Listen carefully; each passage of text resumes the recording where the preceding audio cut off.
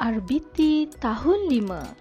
Jenis-jenis sistem takungan, hidroponik, aquaponik dan bekas pengairan kendiri by Cikgu Syazwin.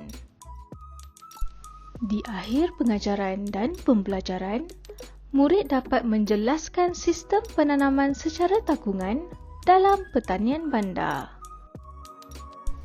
Pelbagai sistem penanaman digunakan dalam aktiviti pertanian bandar. Antaranya termasuklah sistem penanaman secara takungan.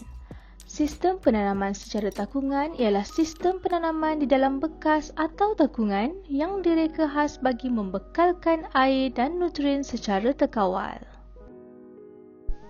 Terdapat 3 jenis sistem takungan hasil inovasi yang diubah suai dengan teknologi, persekitaran, keperluan semasa dan dapat dijalankan di kawasan yang terhad. Antaranya ialah hidroponik, aquaponik dan bekas pengairan kendiri.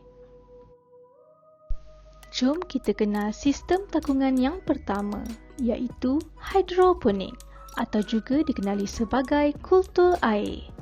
Hidroponik ialah kaedah penanaman yang menggunakan air sebagai medium tanpa menggunakan tanah.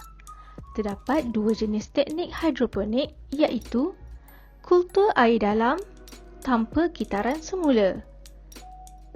Kultur air dalam dengan kitaran semula. Jom kita lihat bagaimana sistem penanaman di dalam takungan kultur air dalam tanpa kitaran semula.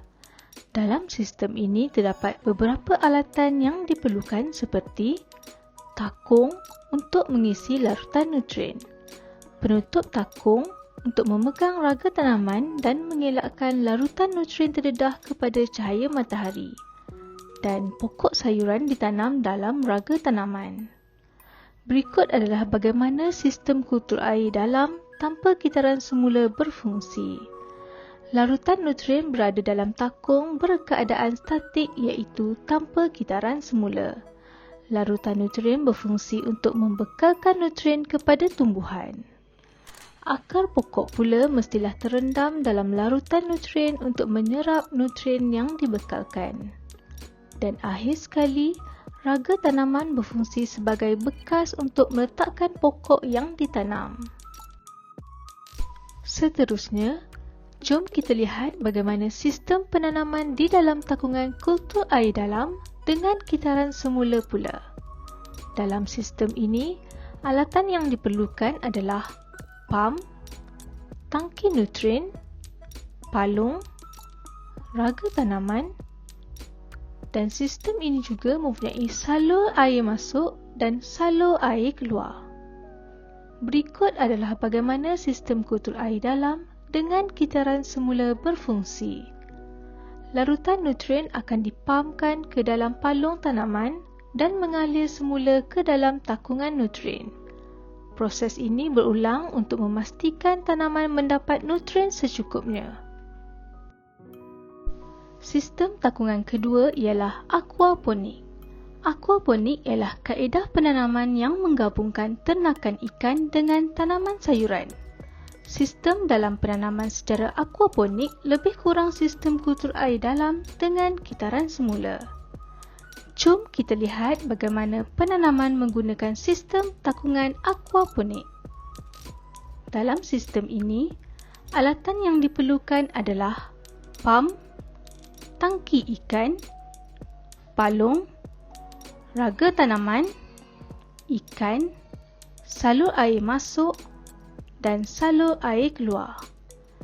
Berikut adalah bagaimana sistem takungan aquaponik berfungsi. Larutan nutrien daripada tinja ikan akan dipam ke dalam palung tanaman dan mengalir semula ke dalam tangki ikan.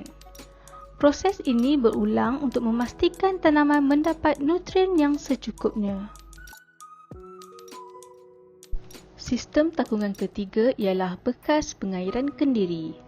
Bekas pengairan kendiri atau dikenali sebagai self-watering pot mempunyai 3 ruang berasingan iaitu takung air, ruang partikel kapilari dan ruang penanaman. Jom kita lihat bagaimana penanaman menggunakan sistem takungan bekas pengairan kendiri. Perhatikan bekas pengairan kendiri ini. Ruang air terletak di bahagian ini, manakala ruang partikel kapilari terletak di sini. Dan ruang medium pula terletak di bahagian ini. Selain itu, bekas pengairan kendiri juga mempunyai saluran air dan penanda aras air serta lubang limpah air. Berikut adalah contoh bagaimana sistem takungan bekas pengairan kendiri berfungsi. Pertama, air dari bahagian bawah akan naik ke bahagian medium melalui bahan yang boleh menyerap air.